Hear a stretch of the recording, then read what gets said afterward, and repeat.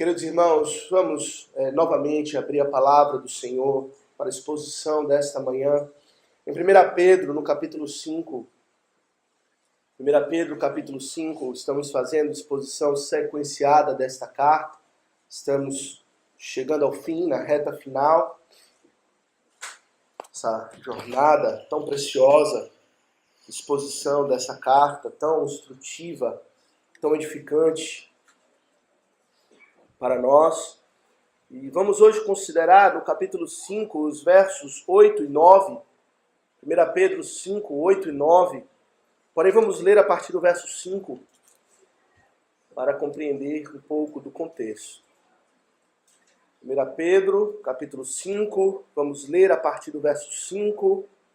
Diz assim a palavra do Senhor. Rogo igualmente aos jovens, sede submissos aos que são mais velhos. Outrosim, no trato de uns com os outros, sigi-vos todos de humildade, porque Deus resiste aos soberbos, contudo aos humildes concede a sua graça. Humilhai-vos, portanto, sob a poderosa mão de Deus, para que ele, em tempo oportuno, vos exalte, lançando sobre ele toda a vossa ansiedade, porque ele tem cuidado de vós. Sede sóbrios e vigilantes. O diabo, vosso adversário, anda em derredor, como leão que ruge, procurando alguém para devorar.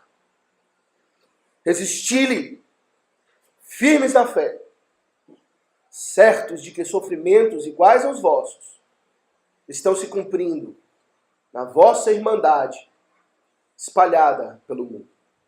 Amém. Até aqui, meus irmãos, a leitura da palavra do Senhor. Vamos mais uma vez curvar a nossa fronte, suplicando a assistência do Espírito Santo de Deus na pregação da palavra. Santo Deus, que estamos diante da tua palavra, Deus, que assunto sério. Que tema, ó Deus, tão difícil. Mas capacita-nos, Senhor, para com sobriedade e vigilância prosseguir na carreira cristã. Abençoa-nos, ó Deus, leva-nos a um amadurecimento, a compreensão madura das realidades espirituais que nos cercam, para que possamos estar prontos no dia mau. Eu sou o teu servo que fala contigo, ó Deus, capacita-me, o Senhor sabe as lutas, fraquezas, limitações. Sobrepuja, Senhor, todas elas por amor do teu povo. E deixa, após si, uma bênção. Fica conosco, oramos em nome de Jesus. Amém. Congregação do Senhor Jesus Cristo, um sinal de maturidade está na capacidade de uma pessoa analisar ou compreender situações na sua verdadeira complexidade e maturidade. O imaturo, geralmente, ele é simplista. Ele não enxerga as coisas ainda pela sua inexperiência, por todas as facetas, por todos os ângulos possíveis, e assim acaba errando de um lado ou de outro, pois não compreende o todo, não tem uma visão ampla de toda a situação. Mas o maduro, aquele que já alcançou pela experiência e pelo aprendizado, com erro às vezes, ou também pelo ouvir, ele compreende a complexidade da vida. E o mesmo se aplica, meus irmãos, com respeito à vida espiritual. A vida espiritual, meus irmãos, ela tem uma certa simplicidade, por um lado, pois o evangelho é simples, pois a Bíblia diz que nem os loucos errarão o caminho. Porém, por outro lado, a vida cristã, ela tem uma certa complexidade, pois são vários elementos, várias situações que nos cercam, e devemos estar prontos e compreender todas elas para lidar bem, firmes, na vida cristã, com as lutas que enfrentamos. E é justamente, eu penso, isso que o apóstolo Pedro aqui faz nessa passagem. Ele nos apresenta a vida cristã com as suas lutas e as suas dificuldades por várias facetas, várias perspectivas, para que nós, como crentes maduros, saibamos discernir propriamente os dias, as circunstâncias e adequadamente responder com fé e firmeza às situações que nos cercam. Nós sabemos que o que caracteriza a vida cristã é o sofrimento. É isso que o apóstolo Pedro tem dito, não é? Ao longo de sua carta, ele trata sobre o sofrimento da vida cristã, apontando para a sua realidade, para a sua necessidade, pois Deus mesmo é quem ordenou, e ele nos prepara para lidar com o sofrimento de várias maneiras ao longo dessa carta, de modo maravilhoso. E agora no finalzinho, meus irmãos, da carta, já concluindo todo o seu pensamento, ele faz exatamente isso.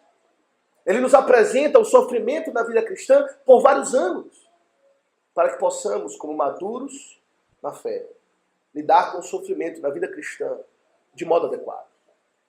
Na passagem que vimos semana passada, os versos 6 e 7, o apóstolo Pedro nos apresenta o sofrimento na vida cristã pela perspectiva do céu, pela perspectiva celestial, pela perspectiva de Deus. Para os irmãos que não estavam aqui, ele nos falou a respeito da necessidade de nos humilharmos debaixo da poderosa mão de Deus. É Deus quem ordena as coisas na nossa vida. Quem pode resistir à sua vontade? Humilhai-vos, sujeitai-vos a Deus, às suas ordenanças. Ele também nos consola pela perspectiva do céu, nos falando no verso 7, que Deus tem cuidado de nós. Que no meio das nossas preocupações, no meio das nossas lutas e sofrimentos, que nos causam ansiedade, devemos lembrar disso. Que Deus cuida de nós. Que Deus é o nosso Pai Celestial. Ele é o nosso supremo pastor. Que com sua mão poderosa, Ele age para sustentar o seu povo. E assim, lançar sobre Ele toda a nossa ansiedade. Para meus irmãos, essa é uma perspectiva. Nos versos que se seguem, nos versos 8 e 9, o apóstolo Pedro, ele muda radicalmente de ângulo. Ele passa agora a nos apresentar o sofrimento pela perspectiva infernal. Se antes ele falou do céu e da necessidade de compreendermos o sofrimento da vida cristã pela perspectiva de Deus e do seu agir, como maduros que somos, devemos ser. Ele nos apresenta agora a mesma problemática, as mesmas dificuldades, pela perspectiva do inimigo das nossas almas. Pela perspectiva de Satanás, o diabo, o nosso adversário. Para que possamos confiar em Deus, mas vigiar contra Satanás em todo o tempo. E não errar nem de um lado e nem do outro. Assim, meus irmãos, então, queremos considerar esses versos, 1 Pedro 5, 8 e 9, sobre o seguinte tema: lidando com o sofrimento pela perspectiva do inferno. Lidando com o sofrimento pela perspectiva do inferno. Meus irmãos, o apóstolo Pedro, então, aqui entrando na passagem, na consideração do que ele propriamente nos diz, como falamos, ele muda radicalmente de ângulo. Embora olhando para o mesmo problema, o problema do sofrimento, ele muda radicalmente de ângulo e antes, agora considerando Deus, ele passa a considerar o diabo. E ele nos diz nesses versos: sede sóbrios e vigilantes. O diabo, vosso adversário, anda em derredor, como um leão que ruge, procurando alguém para devorar. Essa é a primeira advertência do apóstolo Pedro, quando ele olha para o sofrimento pela perspectiva do inferno. É acorde, sede sóbrios e vigilantes, sejam alertas para a realidade do inferno para a realidade, especificamente do diabo, o inimigo das nossas almas. Os irmãos, a expressão sede sóbrios e vigilantes é uma expressão que o apóstolo Pedro já tem usado na sua carta. Ele falou sobre isso, os irmãos se lembram, muitos meses atrás, lá no capítulo 1, ele deu essa mesma advertência, porém com respeito às questões do porvir. Lá no verso de número 13 do capítulo 1, ele fala: por isso, cingindo o vosso entendimento, sede sóbrios e esperai inteiramente na graça que vos está sendo trazida na revelação de Jesus Cristo. Sede sóbrios. Exortação à sobriedade na vida cristã. A palavra aqui, meus irmãos, sobre sobriedade diz respeito a não estar intoxicado. A palavra ela é usada para descrever aqueles que estão tomados ou controlados por algum tipo de substância. Estão bêbados, estão intoxicados, estão drogados, perderam o seu sentido, pois estão não mais sóbrios, mas intoxicados. E, portanto, eles perdem a capacidade de vigiar. Ele diz ser de sóbrios e vigilantes. O vigilantes diz respeito a estar com todos os seus sentidos apurados, alertas, com a visão aguçada, com a audição apurada, para ouvir de longe os perigos. Aquele que está intoxicado, nós sabemos, ele troca a perna. Ele não consegue enxergar um palmo além do seu próprio nariz. Ele não enxerga o perigo. Ele não está alerta, ao contrário. Ele está dormindo. Esse é o sentido da palavra vigilante. O contrário, oposto aqui do vigilante, é aquele que está sonolento. Aquele que está dormindo. E, meus irmãos, aqui o apóstolo Pedro, ele pega essas palavras que descrevem a nossa experiência natural, lidando com substâncias ou com o sono, e ele aplica no sentido figurado com respeito à nossa vida espiritual, e ele diz: sede sóbrios e vigilantes espiritualmente. Espiritualmente não estejam intoxicados, a ponto de vocês perderem a faculdade espiritual de discernir as coisas, de vigiar, de estar alerta, de identificar o perigo aproximando. Meus irmãos, quantos de nós não estão intoxicados com as coisas desse mundo? Perderam a noção, a perspectiva, o discernimento, o foco com respeito às coisas espirituais. E andam alegrinhos por aí como se estivessem em um paraíso. Como se estivessem vivendo uma vida de alegrias, de prazeres e de divertimento, entretenimentos. E não estão alertas para os perigos que nos cercam. Ele exorta a igreja a ser de sóbrios e vigilantes. E o motivo, meus irmãos, dessa exortação fica ainda mais enfatizado, ainda mais evidente, quando ele fala no verso seguinte, aliás, na sentença seguinte, que o diabo, vosso adversário, ele anda em derredor. Essa é a necessidade da sobriedade, de manter a vigilância. Porque temos um adversário no nosso encalço. Existe um perigo que nos cerca a todo tempo. Satanás. Ele está no nosso encalço. E Pedro sabe do que está falando, não é? Pedro, talvez, de todos os apóstolos, é aquele que pode falar por experiência a respeito dessas coisas. Pedro é aquele que sabe, por experiência própria, as terríveis consequências de não vigiar, de dormir, quando deveria estar vigiando, de assistir com Deus na hora de maior necessidade, na hora da morte de Cristo. Ele dormiu, ele não vigiou. O Senhor questionou: não podes vigiar comigo nem por uma hora. Vigiai e orai, diz o Senhor, para que não entreis em tentação. E a despeito das exortações contínuas do Senhor Jesus Cristo, o que nós lemos é que eles foram tomados pelo sono. Esqueceram da realidade espiritual. E por detrás disso, meus irmãos, não se engane, estava Satanás. O próprio Senhor Jesus disse para ele, Simão, Simão, Lucas 22, verso 31, Simão, Simão, eis que Satanás vos aclamou para vos peneirar como trigo. Ele está no seu encalço. Ele está andando em derredor. E por um momento, Pedro caiu nas garras de Satanás. Foi seduzido pelo inimigo das almas. Deixou de vigiar. A partir daí, foi ladeira abaixo. Negou Cristo. Com juramentos, impropérios e xingamentos. Diante de ameaças pequenas, como de uma pequena mulher.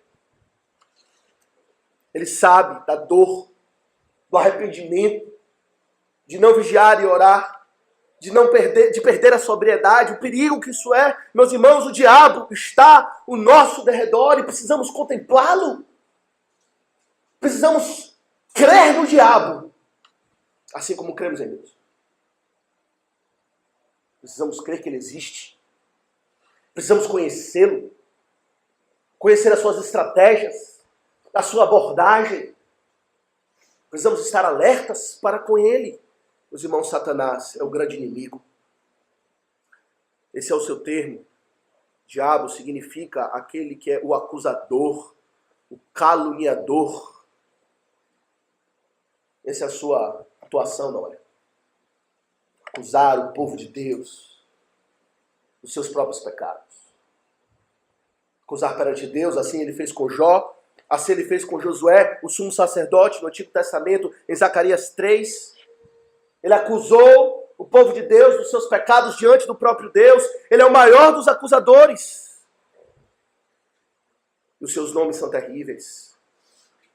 Ele é chamado de o acusador, o adversário, Apolião, Beelzebul, Belial, o dragão, o Deus deste século, o príncipe das potestades do ar, o príncipe deste mundo, a serpente, o tentador, o maligno, o pai da mentira.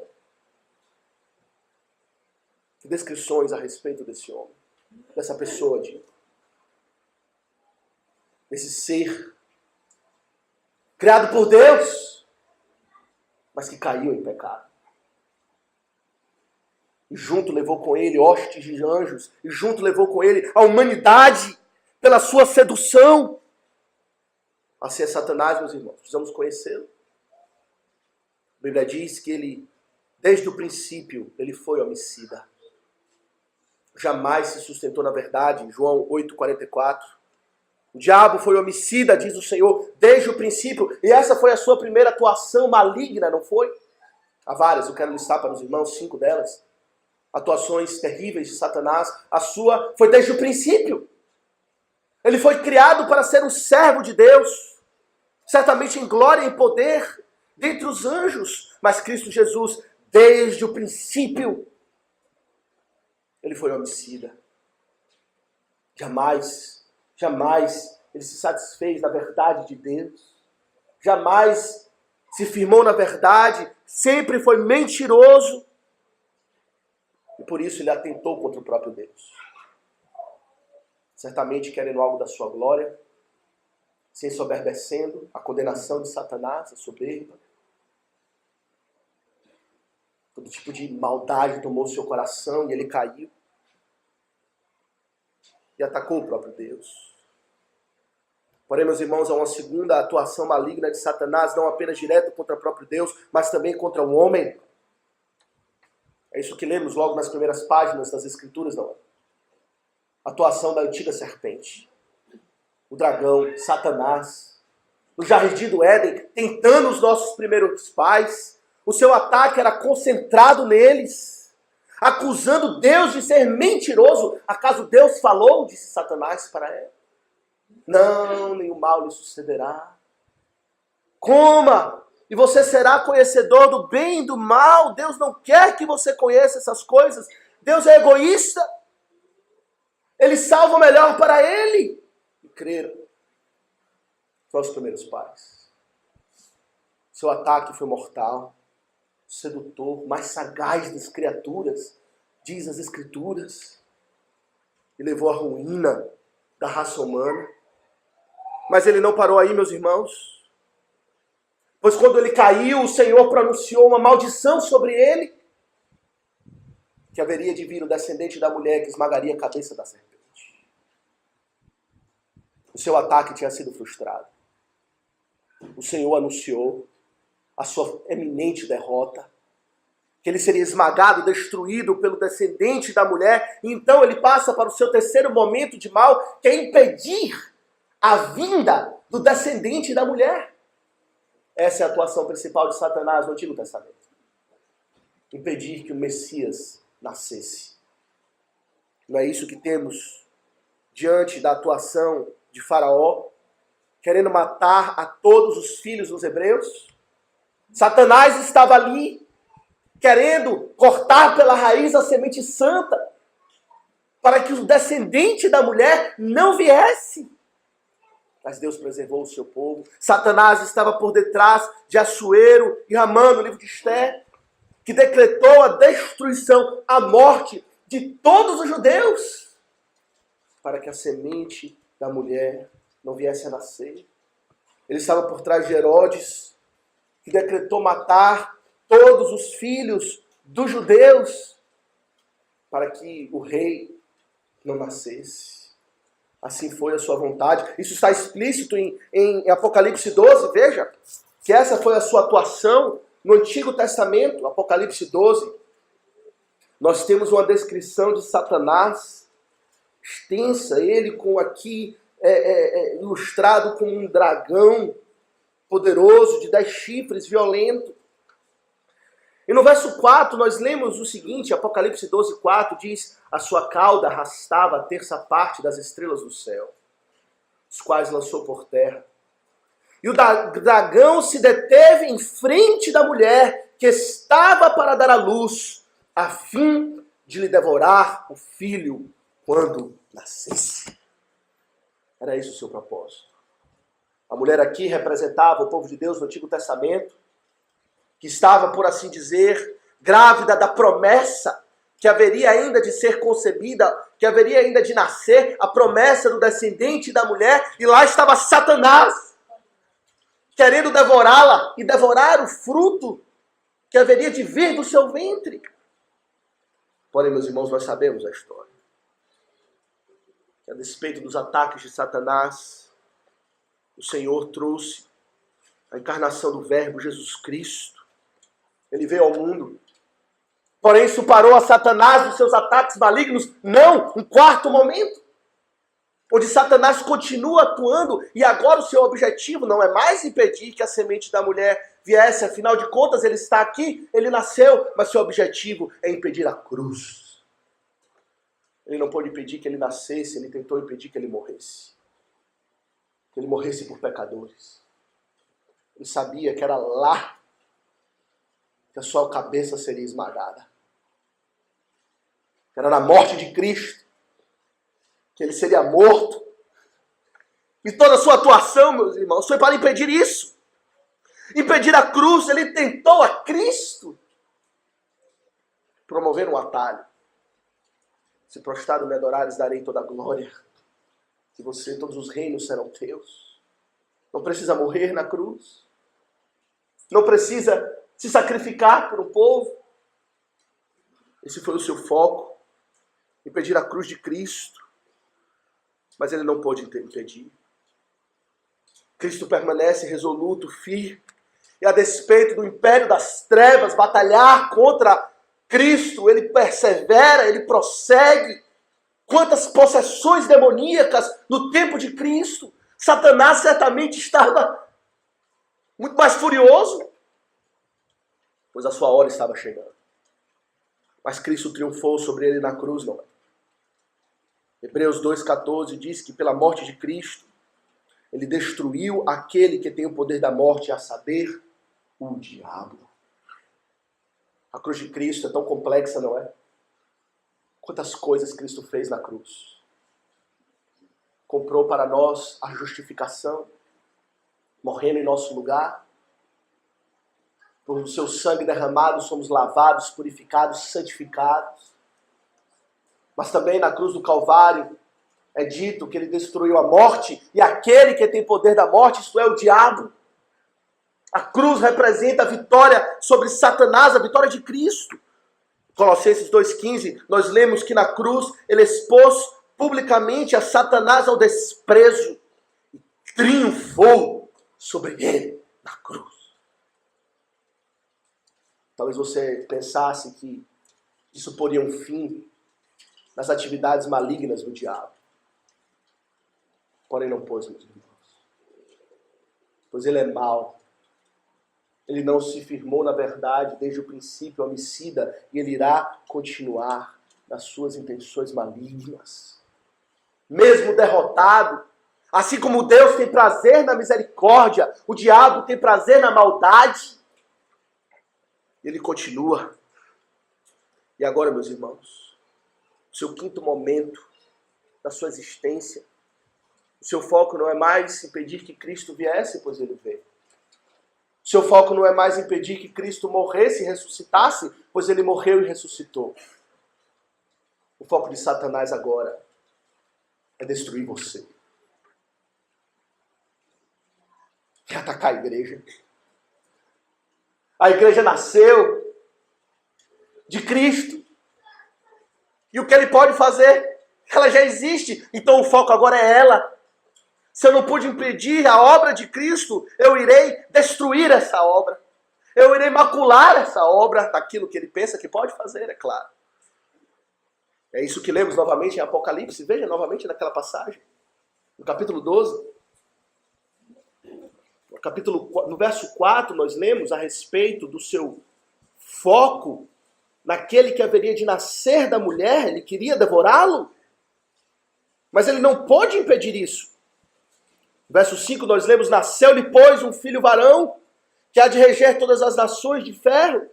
E o seu filho foi arrebatado para Deus até o seu trono. Porém, ele não para por aí.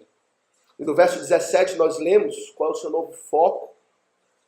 Verso 17 de Apocalipse 12 nós lemos, irou-se o dragão contra a mulher e foi pelejar com os restantes da sua descendência. Os que guardam os mandamentos de Deus e têm o testemunho de Jesus. Esse é o seu foco agora. Pelejar contra você. Ser o seu adversário. Para que você venha a profanar o sangue que lhe redimiu. Para que você venha desistir, quem sabe. Esse é o seu foco.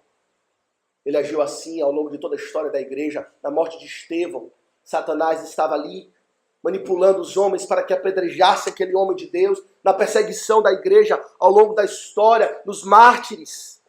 Nas oposições 1000 que enfrentamos para perseverar a fé, para enfrentar as lutas dessa vida e guardar a fé. Satanás está ali como nosso adversário, andando ao derredor, procurando alguém para tragar. Você compreende que você tem inimigo?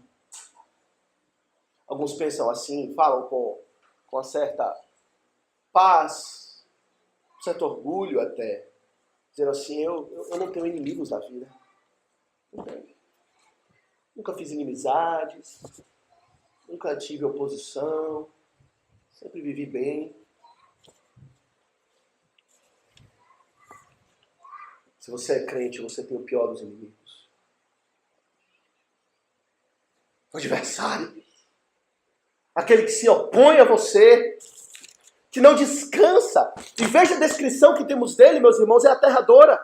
Se voltarmos a nossa atenção para o texto da nossa exposição, 1 Pedro 1, aliás, 1 Pedro 5, no verso que estamos lendo, verso 8, nós temos a descrição dele que é aterradora. Sede sóbrios e vigilantes. O diabo, vosso adversário, ele anda em derredor como leão que ruge, procurando alguém para devorar. Essa descrição de Pedro a respeito de Satanás é para nos fazer compreender quem ele é. A figura de um leão, a figura de um ser poderoso, não é? O leão é aquele que está no topo da cadeia alimentar. Não tem predadores do leão.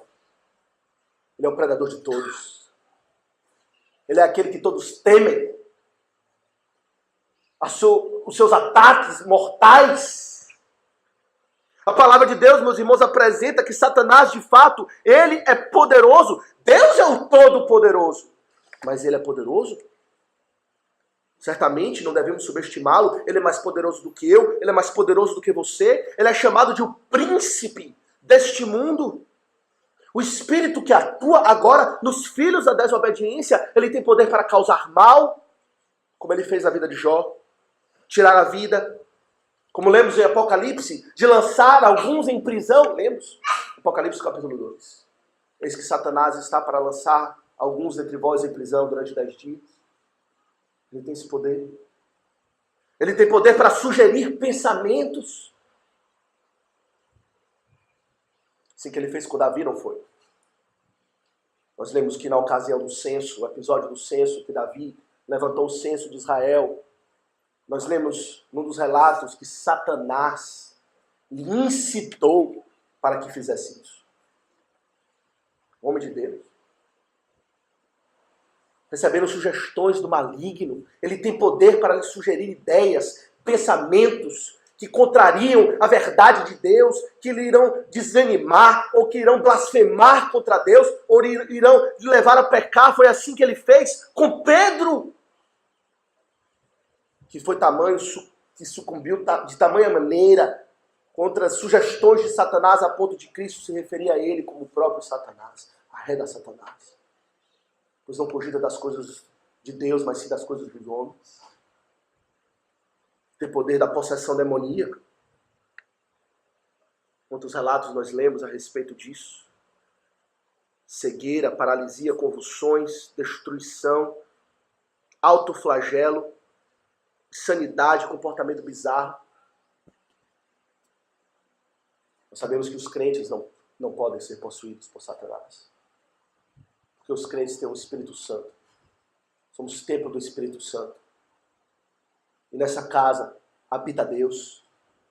Satanás não habita. Porém, não estamos ainda completamente isentos dos seus ataques, dos seus dardos inflamados, das suas sugestões. Ele é como um leão, ele é poderoso. Muito mais poderoso do que você. Não brinque com Satanás. É a coisa mais tola quando a gente brinca com Satanás. Até mesmo literalmente, contando piadas. Como se Satanás fosse aquele bichinho do desenho animado, um chifrinho. A gente brinca, vou pisar Satanás, botar na corrente, faz piadas, imbecis e tolas. Nesses são os que fazem assim. Brincam com o leão.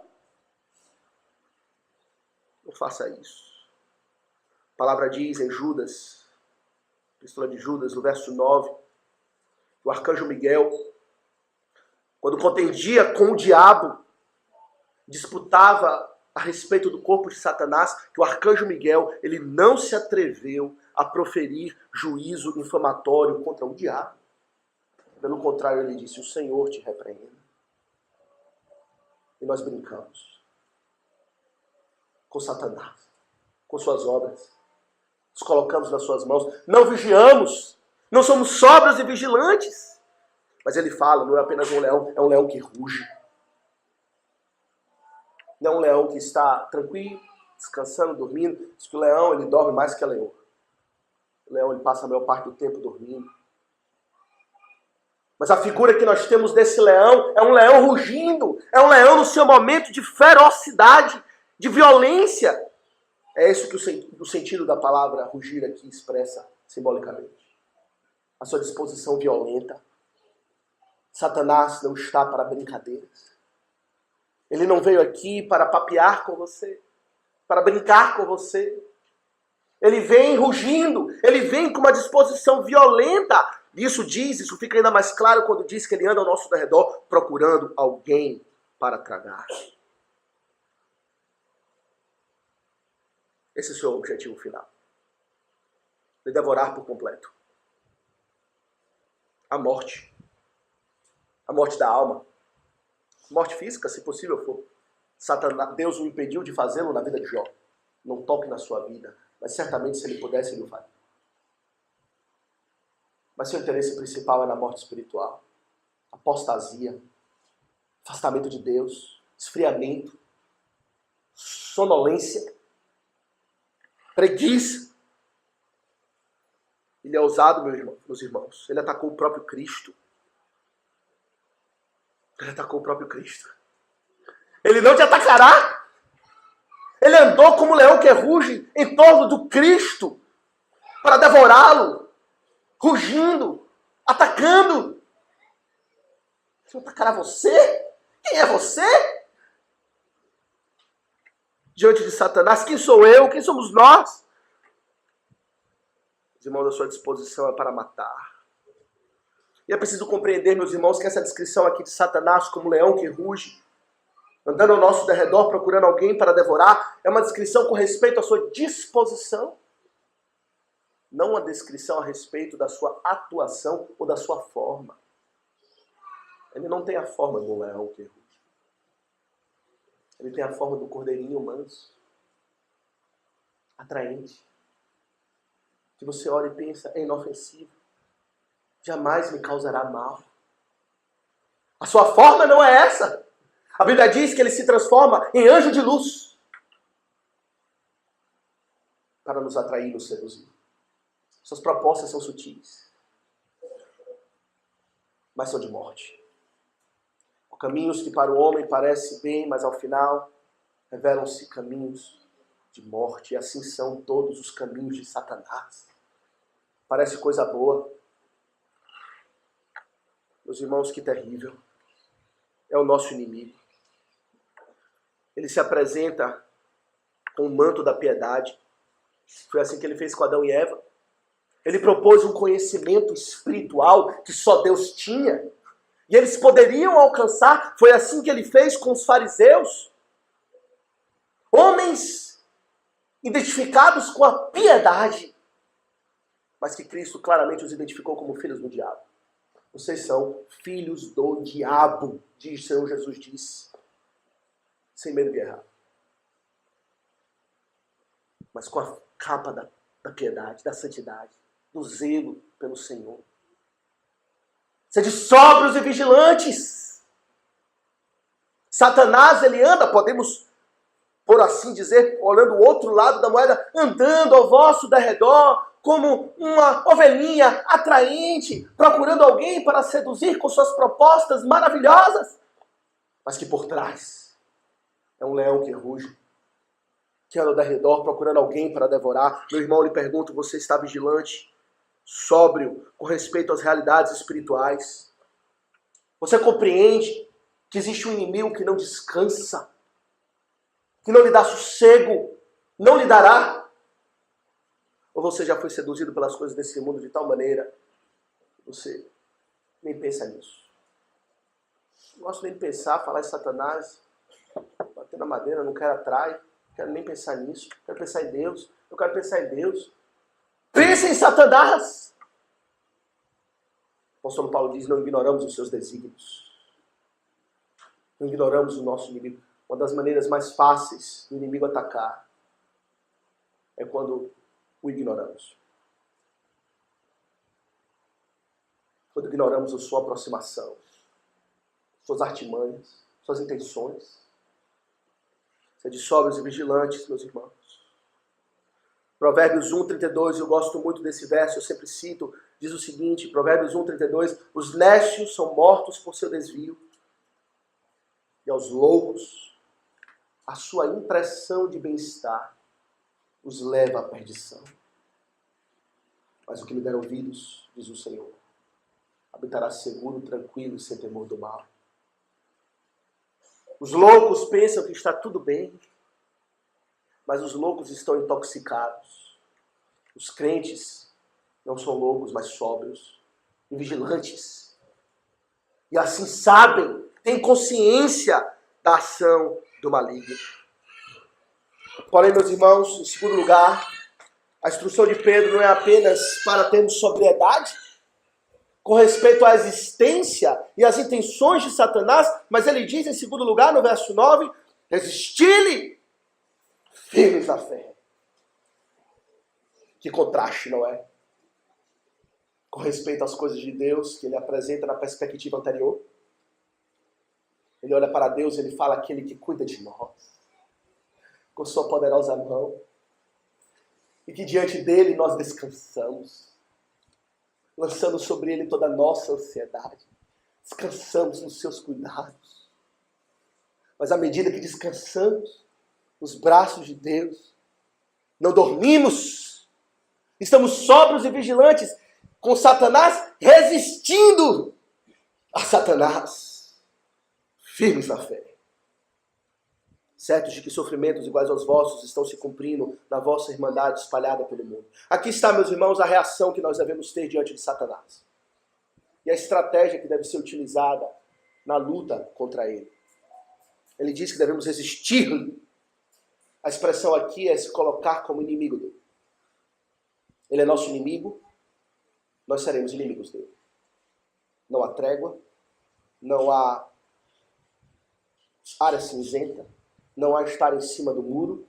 Ele é o nosso inimigo. Trate-o como inimigo. Se coloque em oposição a ele. Ele deseja destruir a sua fé. Resista-o. Resista os seus ataques. Como? Como resistir? Em primeiro lugar, ele fala firmes na fé. Resistir-lhe firmes na fé. Esse é o primeiro ponto importantíssimo, que mostra como e o porquê devemos resistir a Satanás. Meus irmãos, firmes na fé, porque em primeiro lugar o foco de Satanás é esse, é destruir a fé. É esse o seu foco. Esse é o seu, onde ele concentra os esforços da sua atuação, é isso que ele deseja. Se ele obteve vitória aqui, está satisfeito. Destruiu a fé. Ele diz, estejam firmes na fé. Nós vamos compreender o que o apóstolo Pedro aqui quer dizer por fé, meus irmãos. Sempre que lemos a palavra fé no Novo Testamento, em geral, tem um dos dois sentidos. Um dos dois sentidos. Ou às vezes os dois em conjunto, mas um dos dois sentidos. Por vezes a palavra fé se refere propriamente ao ato de crer.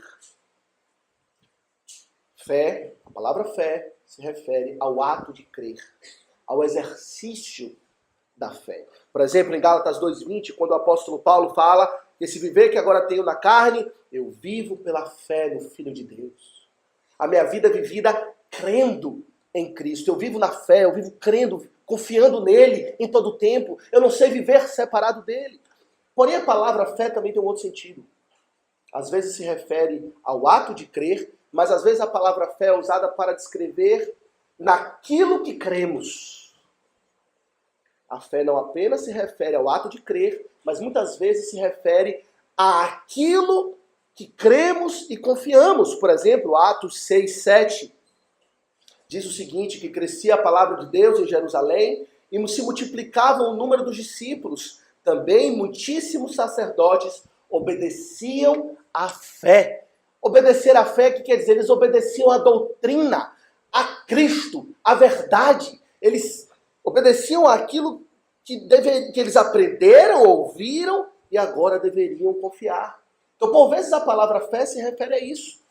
À doutrina na qual colocamos a fé. E o entendimento aqui é que Pedro está usando nesse segundo sentido. Esteja firme não firme crendo, obviamente firme crendo. Mas especificamente o que ele está dizendo é, esteja firme naquilo que você crê. Como sabemos disso? Porque é um artigo definido. Ele não fala, esteja firmes crendo, mas ele fala, esteja firme na fé. Na fé. Naquilo que lhe foi ensinado. Naquilo que lhe foi ensinado, como ele aponta no início da sua carta, como um mistério que anjos anelavam para escrutar, que profetas estudaram sem entender com clareza, mas que a vocês foi revelado. que em Jesus Cristo há perdão de pecados para judeus e para gentios. Essa é a fé, é o Evangelho. E o apóstolo Pedro diz que devemos estar firmes na doutrina, firmes na fé, confiando naquilo que nos foi pregado. No final da carta ele faz uma menção sobre isso, não é? Quando ele fala que esta é a genuína fé, onde está aqui no finalzinho da carta, no verso 12, por meio de Silvano, que vos outros é fiel irmão, 1 Pedro 5,12, como também o considero, vos escrevo resumidamente, exortando e testificando de novo, que esta é a genuína graça de Deus. Nela estás firme. Na genuína, na fé verdadeira. Existe uma fé falsa, que não vale a pena guardar. E que não salva ninguém. Existe outro evangelho, produzido pelas artimanhas de Satanás, que distorcem, induzem ao erro e à perdição, chamadas de heresias destruidoras. E o apóstolo Pedro então fala, uma forma de resistir a Satanás é estar firme na fé, pois o seu foco é esse, é torcer a verdade de Deus. Talvez ele não se importe tanto que você frequente igreja, contanto que não seja uma igreja que prega a verdade. Prega a verdade de Deus. Foi assim que ele fez com Eva, ele distorceu a palavra de Deus. Foi assim que ele fez com Cristo no deserto. Ele citou Escritura, distorcendo a verdade, distorcendo as promessas de Deus. E Cristo sabe, Cristo estava firme na verdade. E respondeu firme na fé, firme na verdade. Está escrito, Satanás. E respondeu com convicção naquilo que ele crê. Cristo Jesus. E é isso que nos é exortado, meus irmãos. A que sejamos firmes naquilo que cremos, firmes no Evangelho. Na confiança ou na certeza de que só há um meio de salvação, é Jesus Cristo e nenhum outro. Não é as suas obras, não é o que você faz, não é o que você pode acrescentar, pois você não pode acrescentar nada, senão os seus próprios pecados, sua culpa, ignomínia. Confiança plena nele. O Evangelho tem sido tão distorcido, não é? Promessas que Deus nunca prometeu. Não dizem nem mais respeito ao céu, ao perdão de pecados, reconciliação com Deus, mas apenas a fazer um homem rico, satisfeito, vitorioso. Quantos já decaíram da fé, abraçando doutrinas destruidoras? Satanás obteve grande vantagem fazendo assim. Transformando igrejas, como lemos em Apocalipse, em sinagogas de Satanás, onde a doutrina de Satanás é ensinada. Tem uma distorção da doutrina de Deus. Filhos da fé, os irmãos, o legalismo, o farisaísmo, todas as doutrinas que distorcem o Evangelho devem estar longe de nós. Essa é uma exortação, meus irmãos, para que tenhamos convicção naquilo que cremos. Quantos não têm convicção? São como meninos levados para outro, de um lado para outro, por todo o vento de doutrina. A palavra vai para cá. Hoje está aqui, ouvindo. Amanhã está compartilhando na internet pregação de hereges. Ouve aqui, ouve também tranquilamente os pregadores da TV. Nós sabemos que nenhum se salva. Não tem convicção no que crê. Ouvindo, qualquer coisa aceitam, vão engolindo qualquer coisa. São crédulos no sentido ruim da palavra. Simplistas. Não tem convicção, não estão firmes na fé. Saiba, você está vulnerável a Satanás. Você não está pronto para resisti-lo. Se você não conhece a doutrina e não tem convicção da doutrina, você não está pronto para resistir a Satanás. Você conhece o que você crê? Você conhece o que essa igreja crê? A sua doutrina? Você já parou para discernir, para fazer perguntas, para entender? E para que você chegue a convicções firmes e sólidas, bem firmadas no seu entendimento? Você continua por aí ouvindo todo tipo de coisa. Isso me agrada, gostei. Aquilo também me agrada. Eu gosto de ouvir a todos. Eu vou na igreja católica, eu vou no espiritismo, qualquer coisa que me anime, me edifique, que me traga paz. Menino!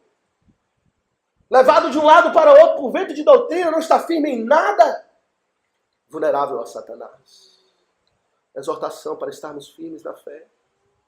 Mas há um aspecto aqui também, nessa expressão firmes na fé, com respeito à experiência de crer também.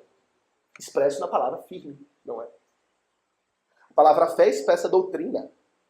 Mas o firme expressa o crer na doutrina. Crer com convicção, na verdade, mas crer de coração, confiando naquilo que crê. Essa é a experiência. E por que isso é tão importante? Estamos firmes na fé. Não apenas convictos intelectualmente da doutrina, mas confiando no nosso coração naquilo que cremos. Porque é isso que nos trará união com Cristo. É a verdade que liberta. É crer firmemente na verdade de todo o nosso coração, que estamos salvos, que estamos unidos a Cristo. E é Cristo que vai resistir Satanás por você. Você acha que é você que vai resistir a Satanás? É Cristo. Ele é o poderoso. É como uma criança, né? Eu fico pensando em ilustração. Às vezes uma criancinha pequena está no colégio ou no prédio, e aí vem as crianças maiores e começam a tirar sarro, bater, perturbar aquela criança. E ela fica ali indefesa e de repente chega o seu irmão mais velho. Ou seu pai. As crianças logo se intimidam. Deixam aquela criança em paz. Assim é todo aquele que está em Cristo. Temos o nosso irmão mais velho conosco. Quem vai nos fazer mal aqui? Quem vai nos arrancar do amor de Deus que está em Cristo Jesus? É a morte? É o inferno? É Satanás? Fale com ele. Fale com Cristo. Ele está aqui para me defender. E a única forma de estar em Cristo é firme na fé. Confiando de todo o coração na doutrina de Cristo. O apóstolo Paulo diz, escrevendo aos Gálatas, que se cremos em outro evangelho, nos desligamos de Cristo. De Cristo vos desligastes, ele fala. Quando acrescentamos e distorcemos a fé. E sem Cristo, não podemos resistir a Satanás. Logo, meus irmãos, estar firme na fé é, em outras palavras, estar firme em Cristo. Efésios fala sobre Satanás. Efésios 6, aliás. Efésios 6, abra comigo.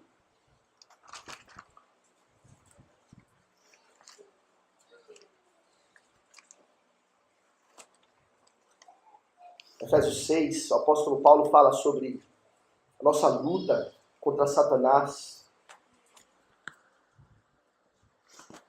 A partir do verso 10, Efésios 6. E a primeira coisa que ele fala, ao descrever completamente toda a nossa batalha com Satanás, de que maneira devemos enfrentar, ele deixa claro na sua introdução, logo no verso 10, qual é a fonte de nossa força. Quanto mais, sejam fortalecidos no Senhor e na força do seu poder. Revestivos de toda a armadura de Deus, para poderdes ficar firmes contra as ciladas do diabo. No Senhor que teremos força, meus irmãos. No Senhor que teremos força.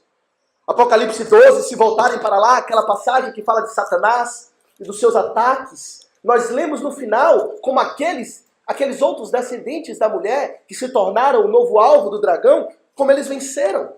E é maravilhoso de se ler. Apocalipse 12, no verso 11,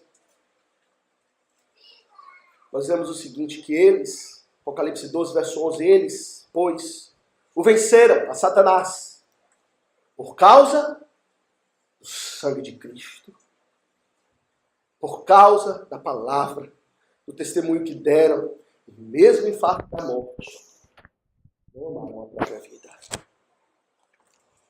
Por causa do sangue de Cristo, venceram a Satanás. Firmes na fé. Se você não está firme na fé, você não tem o sangue de Cristo. Que te liberta do pecado, mas que também te liberta de Satanás. Que lhe dá a capacidade para vencê-lo, para resistir. Quer ser firme na fé, meu irmão. Fortaleça a sua fé. Oh, homens de pequena fé, quantas vezes o Senhor falou para os seus discípulos que estavam titubeando, ali, vulneráveis a Satanás. Oh, homens de pequena fé, até quando vos suportareis? Fortaleça a sua fé em Cristo. Esteja próximo dele, dos seus meios de graça, onde ele se revela, onde ele se manifesta. Esteja longe de onde Cristo não está, onde Satanás habita. Como você vai se fortalecer em Cristo longe dele, do seu povo, dos seus meios de graça, da comunhão dos santos. Firmes na fé. Mas ele fala outra coisa aqui interessante. Firmes da fé é estarmos unidos a Cristo. Não batalhamos sozinhos. É Cristo que batalha por nós. Mas ele fala também de uma outra companhia importantíssima. Observe. Bote sua atenção para o texto.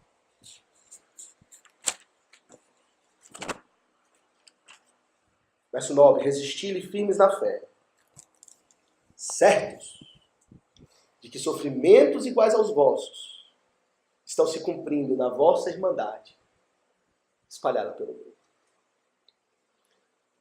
É uma outra companhia que precisamos para lutar com Satanás. Não? O apóstolo Pedro aqui, ele fala de estar firme na fé, e isso nós entendemos, é estar firme em Cristo, pois está com Cristo, é Cristo quem vai lutar por nós, mas ele fala de uma outra companhia. Resistir a Satanás, certo, consciente, sabendo que você não está sozinho nessa luta. Que esses sofrimentos satânicos, demoníacos, infernais, estão sendo infligidos por toda a irmandade espalhada pelo mundo, crentes em toda parte, a igreja está sendo atacada e resistindo. E você não batalha só. Isso nos anima, não é? Aqui está um leão diante de nós. Por um lado temos Cristo, e nos apoiando todo o povo de Deus, que sofre conosco. É um sentimento de solidariedade. Nós não estamos sofrendo só. O que você passa, outros passam. As lutas e tentações que você enfrenta, outros enfrentam. As ciladas de Satanás que são colocadas na sua vida, outros também já enfrentaram. E podem lhe socorrer. E podem lhe ajudar. E por isso, meus irmãos, nós nos animamos, pois estamos cercados do povo de Deus, que nos ajuda, nos fortalece. Nós sabemos que uma das estratégias de Satanás é semear a divisão. Não é? Foi assim que ele fez no Éden, separando Adão e Eva, separando Deus e o seu povo. Foi assim que ele fez com Jó, sendo a divisão entre ele e sua esposa, seus amigos. Foi assim que ele faz com as famílias. Quando o marido se aparta da mulher ou a mulher se aparta do marido, semeia divisão sexualmente, Satanás encontra a brecha. Ele semeia, ele quer semear a divisão, pois separados estamos vulneráveis, e é assim que ele faz na igreja. O Senhor Jesus Cristo mesmo foi quem disse que um reino dividido contra si mesmo não pode subsistir. E a estratégia de Satanás é essa, semear divisão.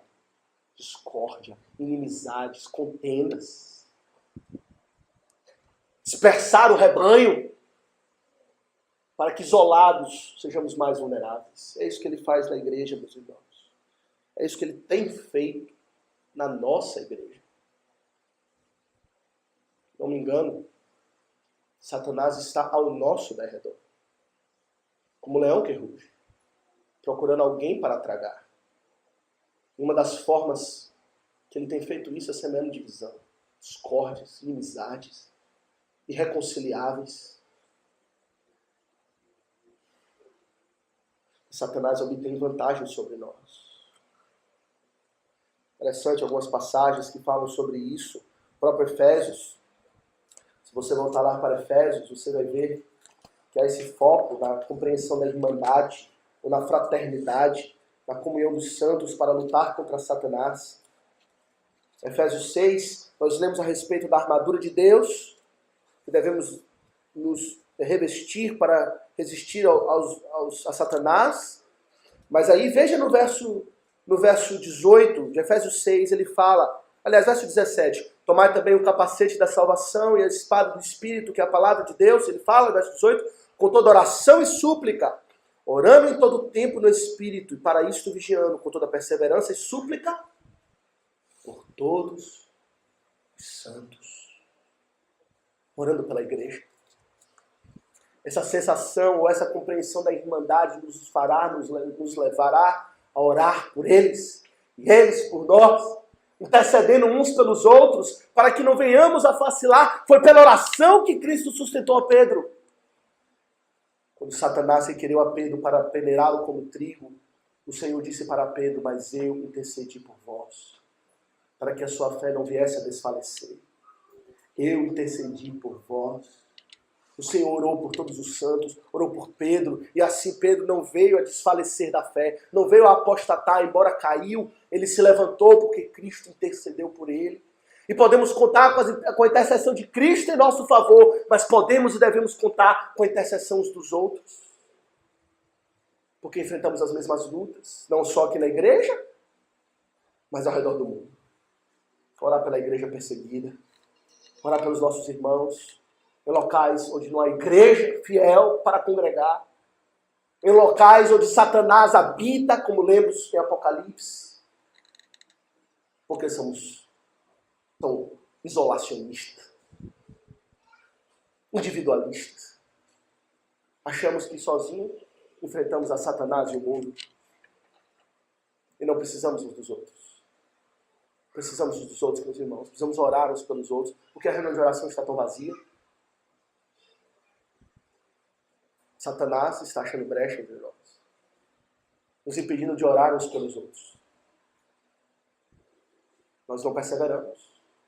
Perdemos a sobriedade e a vigilância e não estamos mais resistindo a Satanás. Se resistimos a ele, é ele que foge de nós. É triste considerar que existe crente que tem mais pavor de barata do que de Satanás. Tem uma vigilância, uma sobriedade maior contra insetos. Se sentir o cheiro de barata, sai correndo. Mas Satanás não. Briga com Satanás. Não resiste a Satanás. Não batalha contra Satanás com as armas da fé.